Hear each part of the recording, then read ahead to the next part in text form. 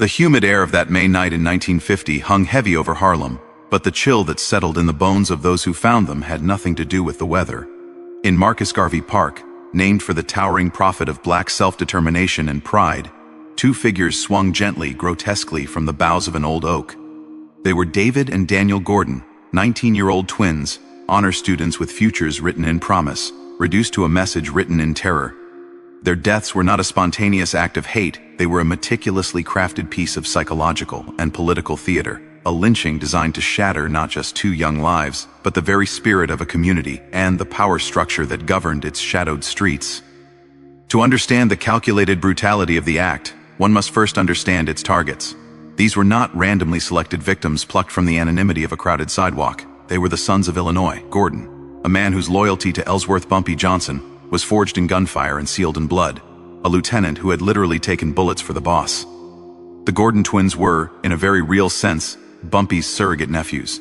He had watched them grow from boys to young men, seen their prowess on the basketball court, heard the pride in Illinois' voice when he spoke of their academic scholarships. They represented the future. Illinois was building a legitimate future, away from the grit of the numbers racket. By targeting them, the KK was executing a surgical strike at the heart of Bumpy's inner sanctum. It was an attack on his family, a demonstration that his power, his reputation, his feared name, were impotent against the white hoods of Southern-style terrorism brought north. The location was chosen with the cold precision of a propagandist. Marcus Garvey Park, originally Mount Morris Park, had been renamed just over a decade prior in honor of the Pan-Africanist leader who championed black economic independence and a return to Africa. It was a symbol of black aspiration and resilience. To desecrate this space with the oldest and most visceral tool of racial subjugation, the noose, was to spit on that aspiration. It transformed a sanctuary into a slaughterhouse, a place of community pride into a tableau of communal vulnerability. The KK wasn't just killing two boys, they were aiming to murder the symbol of the park itself. They were asserting that no black space, no matter how named or cherished, was beyond the reach of their hate. The swinging ropes were a deliberate echo of the Deep South, a declaration that the geography of fear knew no Mason-Dixon line. But the deepest cut, the most psychologically devastating detail, was the method, making them watch each other die. This moved the act from murder into the realm of ritualistic torture. It weaponized their brotherly love, twisting it into an instrument of ultimate torment. The last sight for each young man was not the sneering face of his murderer, but the agonized visage of his twin, his other half. This was designed to break not only the victims but to shatter the soul of anyone who loved them, most of all Illinois Gordon, and, by extension, Bumpy Johnson. It was a cruelty engineered to haunt, to leave a wound that would never scar over. The message was clear: your bonds, your love, your loyalty mean nothing. We can turn them into instruments of your own destruction. And the perpetrators left the ropes. They didn't cut the bodies down, didn't try to hide their work under cover of darkness. They left the scene intact for the morning light to reveal the swinging emptiness where two young men had been, a graphic punctuation mark to their statement. This was terrorism in its purest form. The intended audience was all of Harlem. The whisper would race through the streets before the first police siren wailed. If this can happen to Illinois Gordon's boys, under Bumpy's own watch, then who is safe? The doctor's son, the preacher's daughter, you? It was an attempt to paralyze the community with a fear more potent than any law, to prove that the social order enforced by Bumpy was a fragile illusion against the virulent, unmasked hate of the Klan. Ultimately, the lynching of the Gordon twins was a direct, flagrant challenge to Bumpy Johnson's authority. Harlem operated under a complex, unwritten compact. Bumpy provided a certain order, kept more predatory elements at bay, and in return his numbers bank flourished. He was, in the eyes of many, a necessary devil, a sovereign of the shadows. The KK, by committing this act and leaving their calling card of swaying hemp, were staging a coup in the realm of fear. They were saying, "Your king has no clothes. His power ends where our noose begins." They sought to unmask him as powerless, to break the myth of his invincibility, and to demonstrate that the true brutal hierarchy of America, with white supremacy at its apex, could still reach into the heart of the black metropolis and take what it wanted. The silence that followed the discovery was not just shock, it was the silent, seismic rumble of a foundation cracking. The park, usually alive with children's log, tear and the gossip of old men, became a morgue-quiet monument to violation. And in that terrible quiet, a question hung as palpable as the bodies themselves. How would Harlem respond? How would its king respond? The KK, in their vile calculation, believed they had issued a checkmate. What they failed to comprehend was that they had not just broken a rule of the street, they had broken a sacred human code. And in doing so, they had not triggered surrender, but rather set a clock ticking. A 7-day clock, at the end of which Harlem would provide its own irrevocable answer. The discovery of the Gordon twins in the pale dawn light triggered two distinct, parallel investigations.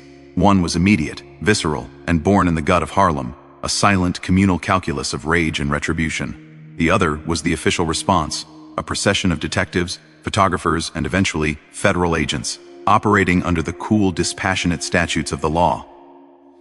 It was in the gaping chasm between these two responses that the concept of Bumpy's Law was forged, not as a replacement for justice, but as its brutal, necessary surrogate in the face of the state's abdication. The machinery of official justice, when it creaked into motion, was immediately shrouded in a fog of institutional reluctance. The NYPD of 1950 was not an impartial force. Its ranks were riddled with corruption, from the beat cop taking numbers racket payoffs to detectives with cozy, unspoken arrangements wit. Various powers. More broadly, it was an institution reflective of a city and a nation that viewed black life as secondary. A double homicide, especially one this grotesque, demanded resources, headlines, and relentless pressure. But the victims were black, and the suspected perpetrators were white, and that introduced a paralyzing political and social complexity. The initial police response, while procedurally correct, carried the unmistakable scent of containment, of managing a potential race riot rather than pursuing righteous vengeance for David and Daniel Gordon. The crime scene was processed, but the urgency was that of men handling a live grenade, not detectives hunting monsters. The involvement of the FBI, theoretically a higher authority, only deepened the void. The Bureau under J. Edgar Hoover was notoriously preoccupied with political subversives and the machinations of organized crime, but its definition of organized crime rarely included the Klan, which Hoover was known to dismiss as a bunch of rural rubes. More critically, the protection of black citizens from racial terror was not a federal priority. The ghastly nature of the crime might force a file to be opened, agents to be dispatched from downtown, but there was no will to launch the kind of crusade that would cross state lines, confront powerful local sympathizers, or challenge the embedded, white supremacy that the Klan represented. The FBI's presence became a performance of concern, a bureaucratic PA. Dama met, everyone involved understood would likely lead to a dead-end file, not a courtroom. This institutional failure was not a surprise to Harlem, it was a confirmation of a known, bitter truth. The social contract, the promise that the state would protect its citizens and prosecute their violators, was for Black America a null and void document. The law, as written in statute books, was a phantom in their lived experience. It was a tool used against them, through vagrancy laws, aggressive patrols, and brutal interrogations, but never a shield for them. The lynching in Marcus Garvey Park was merely the most horrific and personal proof. If the government would not, or could not, punish the slaughter of 2 honor roll students, then what was its law but empty words on paper? The void left by this failure was not a vacuum. Nature and the street abhor a vacuum. Into this void stepped the only authority that had ever demonstrated both the capacity and the will to enact consequences in their world: the underground governance of Bumpy Johnson. Bumpy's Law was an unwritten code, but its tenets were understood by every resident, every beat cop, and every rival. It was a law of loyalty, of debt, and of disproportionate, terrifying response. It functioned precisely because the official law did not. Illinois Gordon had lived under this code. He had taken bullets for Bumpy, accruing a blood debt of unimaginable value. The murder of his sons was therefore not just an attack on a civilian family, it was the wiping out of a lieutenant's legacy, the destruction of his capital, the deepest possible insult to the boss's own honor and credit. Under Bumpy's Law, this demanded not an investigation but a settlement. The state could offer condolences and a cold case file. Bumpy's Law demanded balancing the scales in blood. The most profound and telling moment in this entire calculus was the silence that descended after the revenge killings began. As the 5 Klan members were found, one by one, in a gruesome sectarian procession, the official investigators found themselves in a city of ghosts.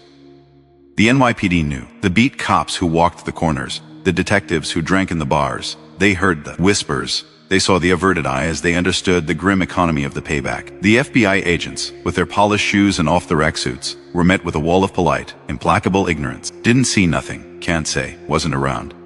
This collective Omertà was Harlem's verdict on both systems of justice. It was a vote of no confidence in the state, and a vote of savage affirmation for the street. This silence was the true, unspoken collaboration between the community and its shadow sovereign. It was not born out of universal love for Bumpy Johnson the racketeer, but out of a stark, pragmatic recognition. He had done what the badges and the gavels could not do. He had delivered a form of justice that, while horrific in its method, was impeccable in its symbolic logic. In refusing to aid the official investigation into the Klan members' deaths, Harlem was not just protecting a crime boss, it was sanctifying his act as legitimate. They were legitimizing the parallel system because the primary system had proven itself not just inadequate, but morally bankrupt. The authorities' ultimate decision to let the matter drop, to allow the twin murders and the quintuple revenge to become a closed, unsolved circle of violence, was the final tacit admission. It was the state acknowledging the existence, and in this specific terrible instance, the supremacy of Bumpy's law. They recognized that to pursue Bumpy would be to ignite a neighborhood he now held in the palm of his hand, to prosecute the one man who had, by the community's grim assessment, done the right thing. So they stood down. The law, in its official capital L form, retreated. It left the field to the older, darker, more visceral law of the eye for an eye, administered not from a bench, but from a shadowed office overlooking Harlem, by a man who understood that in the absence of societal justice, only personal justice remains. The failure of the state was so complete that its final act was to surrender its own monopoly on violence, and in that surrender, it etched the legend of Bumpy's law permanently into the stone of Harlem's memory. The first body was discovered 3 days after the ropes were cut down in Marcus Garvey Park. It was not left in a shadowed alley or a remote warehouse, but draped over the hood of a patrol car parked just outside the 28th Precinct Station House, a place known colloquially as the 3-2. A fortress of the official law Bumpy Johnson had just declared war upon. The Klan member, a sheet metal worker from Queens named Carl Riggs, had not been shot. His throat was cut with such precision it spoke of a professional. But the message was in the display. It was a brazen delivery, a parcel of vengeance left on the NYPD's own doorstep. This was not the start of a gang war. It was the commencement of a 18-long sermon, preached in the starkest lexicon of the street. Each death that followed was a meticulously crafted chapter, a brutal verse in a song of retribution that echoed the Gordons' fate but amplified its horror tenfold. This was surgical and symbolic vengeance, a campaign of terror designed not to hide, but to communicate. Bumpy's operation moved with a chilling, administrative efficiency. The intelligence gathering alone was a feat that humiliated the official investigation. Within 48 hours, names, addresses, routines, and vulnerabilities of 5 men from the hands that tied the knots to the lookout who watched the road were laid bare on a desk in one of Bumpy's secret offices. This wasn't achieved through anonymous tips or lucky bricks. It was the fruit of Harlem's vast, silent network. Shopkeepers who'd noted unfamiliar white faces lingering, numbers runners with eyes on every street, taxi drivers who remembered fares, the invisible army of men and women who moved through the city unseen. They reported not to the police, but up the chain, to Illinois Gordon's people, to Bumpy's people. Harlem itself became an intelligence apparatus, willingly funneling information to the only entity it trusted to use it correctly. The vengeance was not a single act of cathartic violence. It was a graduated sequence, each killing escalating in its symbolic weight and gruesome detail, mirroring and then surpassing the original crime. If the KK had used paired deaths, Bumpy would answer with a quintet. If they had employed the noose, he would employ tools and methods that spoke of deliberation, of time taken, of suffering amplified. The second and third men, found together in a stolen panel truck parked in the middle of 125th Street at dawn, had been bound not with rope, but with barbed wire. The medical examiner would later note the excruciating defensive wounds on their hands, indicating they had been conscious while it was applied. They had been hanged as well, but from the roof of the truck's interior, their feet barely off the floor, a cramped, ignoble echo of the park's towering oak. The fourth death introduced a new psychological dimension. The man, a clerk from a printing shop in Jersey known to produce Klan literature, was found seated on a bench in St. Nicholas Park, another of Harlem's green spaces. He was dressed in a crude parody of a Klansman's robe, a burlap sack each eye holes cut roughly. He had been blinded before being shot. The location was a direct rebuttal to the desecration of Garvey Park. You made our sanctuary a killing field. We will make your accomplice a public monument to his own cowardice, unable to even see his final judgment coming. The final and most gruesome tableau was reserved for the man believed to be the ringleader, a transplanted Mississippian named Vernon Dalrymple. His body was discovered in the tiny, fenced-off yard behind the Gordon family's apartment building. He had been dismembered with what the coroner suggested was a fire axe or a meat cleaver. The parts were not scattered, but arranged with a terrible, deliberate care. The message here was multifaceted and ferociously intimate. It was a territorial reclamation. You spilled Gordon blood on our soil. We will spill every last drop of yours onto that same soil. It was a fulfillment of the old biblical edict of an eye for an eye, but rendered in a currency of flesh and bone.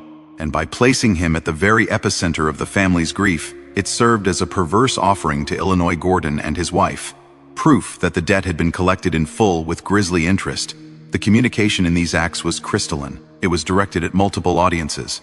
For the KK and its sympathizers, it was a boundary drawn in blood. Harlem was not Alabama, it was sovereign territory, and incursions would be met with a scale of violence they themselves had authored, but could not withstand. The message was, you brought the South to our doorstep. We have just shown you the customs of our home. For the NYPD and the city's political structure, it was a demonstration of omnipotence and impunity. Finding the first body on a police car was the ultimate power play. It said, your badges, your precinct houses, your authority our theater. We operate in the world as it is, not as you pretend it to be.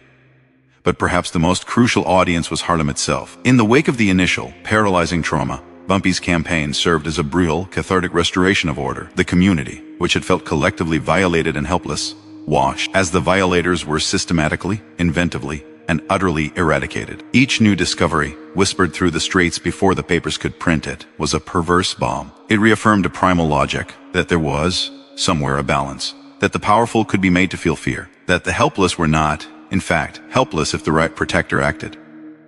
The violence was horrific, but it was not chaotic. Its very precision made it feel like justice, a terrible and necessary surgery to remove a cancer.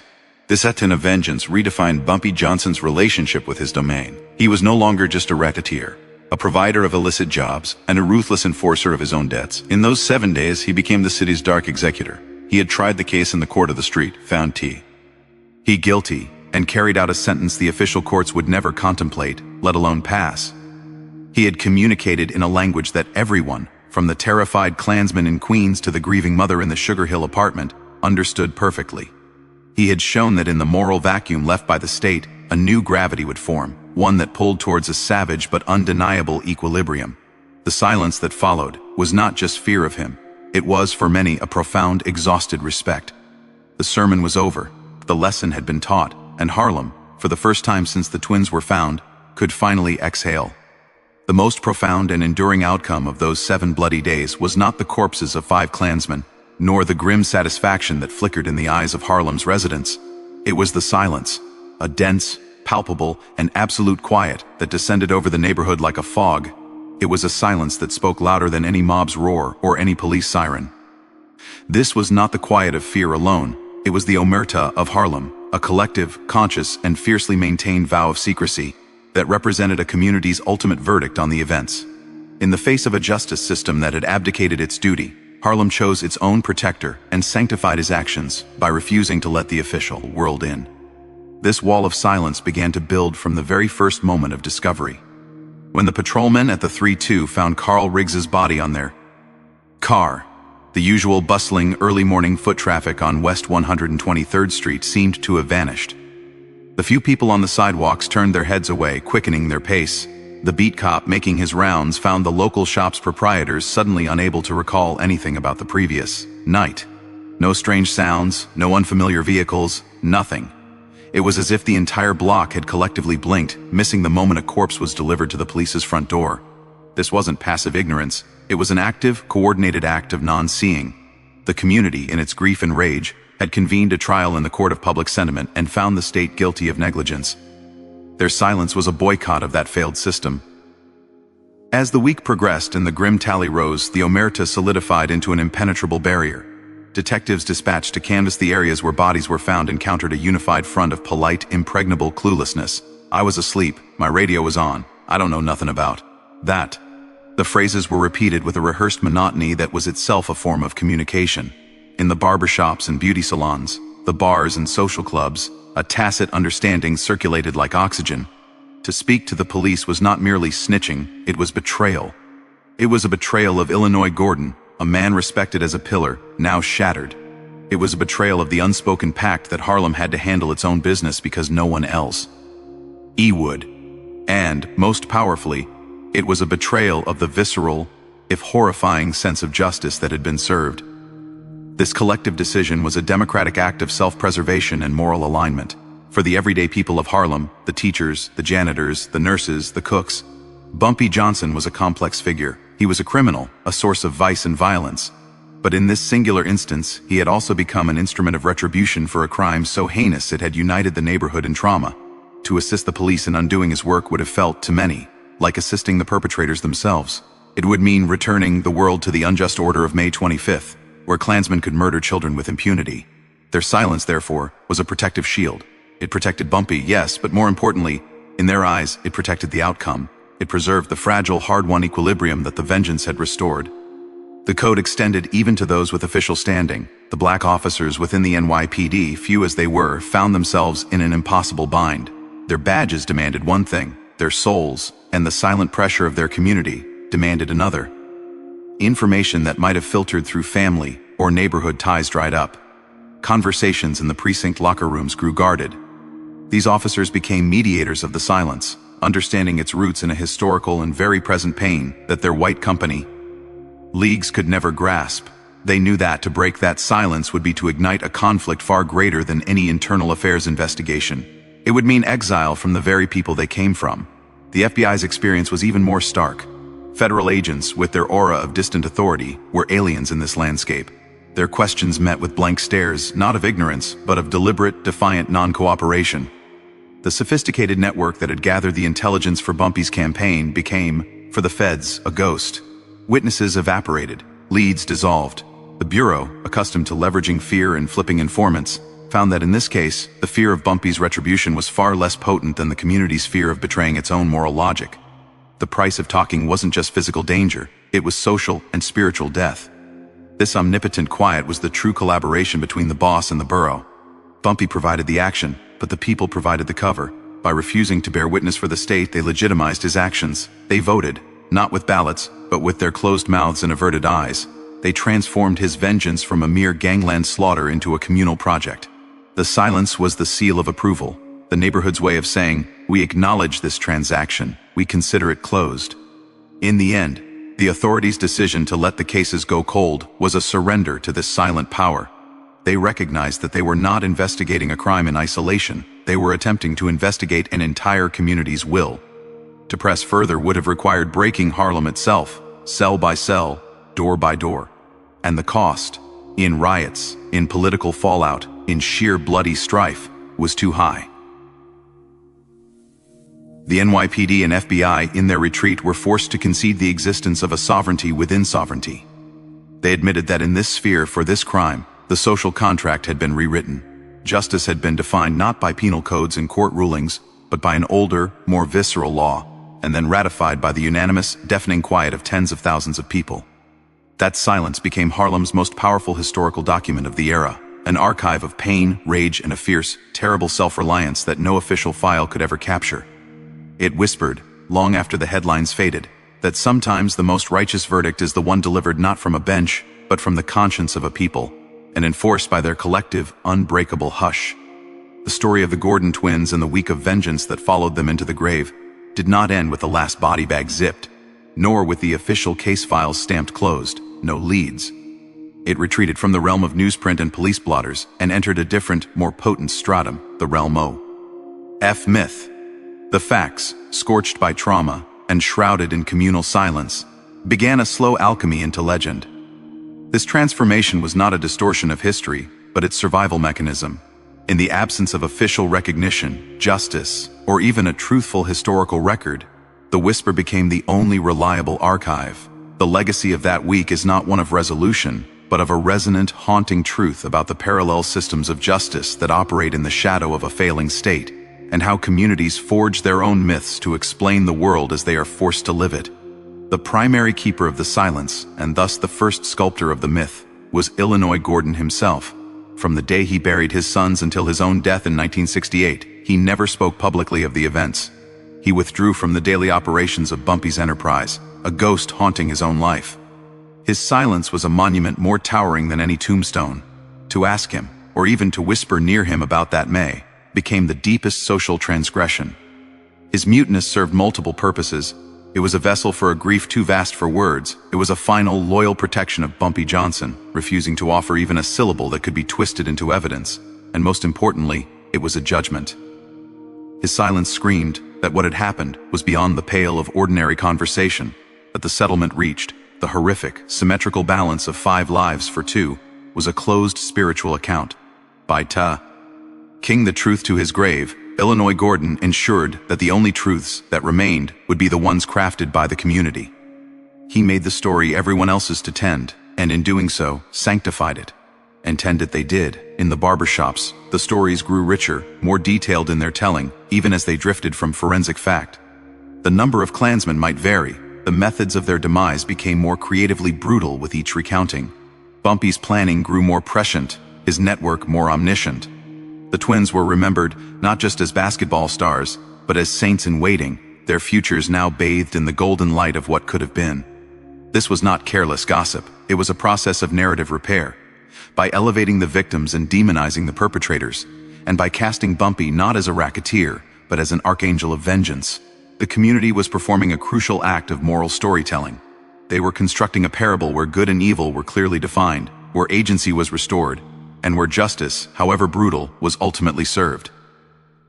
This myth became a necessary counter-history to the one written by a disinterested white press and an inert legal system, a history where black life was precious and its violation would be met with apocalyptic consequence. The legacy of this myth is a double-edged sword. On one hand, it forged a powerful, if grim, chapter in Harlem's identity. It reinforced a foundational and painful understanding that they were in essential ways a people apart, forced to rely on their own institutions, their own economies, and when pushed to the brink, their own forms of justice. The story of Bumpy's Law became a foundational legend of self-reliance, a dark version of the American frontier myth, where the community protects its own because no one else will. It explained the world.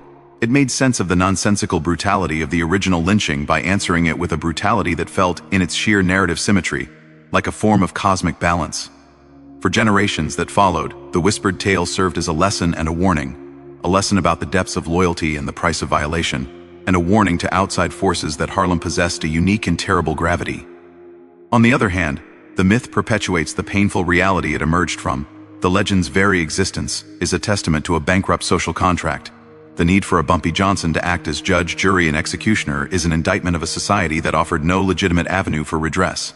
The celebration of his vengeance, however coded in whispers, acknowledges a world where the rule of law is a fiction for the powerless. This legacy is not one of empowerment, but of profound alienation. It remembers that the state's monopoly on violence was not something to be trusted, but something to be wary of, and at times, something to be usurped by a more responsive, if more savage, authority. The story, therefore, is not a simple gangster folktale. It is a tragic marker in the long history of Black America's relationship with a justice system that has too often been an instrument of oppression rather than protection. Ultimately, the whispers that outlived Illinois Gordon, that survived Bumpy Johnson himself, and that still echo in some form today, carry forward this complex, unresolved tension. They remember a time when the neighborhood became a unified organism, capable of both profound silence and deafening action. They enshrine a moment when the abstract concept of justice was made terrifyingly concrete in the back alleys and parks of uptown Manhattan. But these whispers also carry the enduring ache of that reality. They are the ghost of a wound that never fully healed, because it was never officially treated. The legacy is one of a justice that was delivered, but at a catastrophic cost. A cost measured not just in the lives of 5 Klansmen, but in the reinforced understanding that for some communities, the gavel and the noose are never far apart, and safety is often found not in the letter of the law, but in the shadow it casts. The story persists because the condition that created it persists. And so Harlem remembered, and Harlem whispered, keeping alive a dark fairy tale that remains tragically a necessary parable for survival in an unequal world.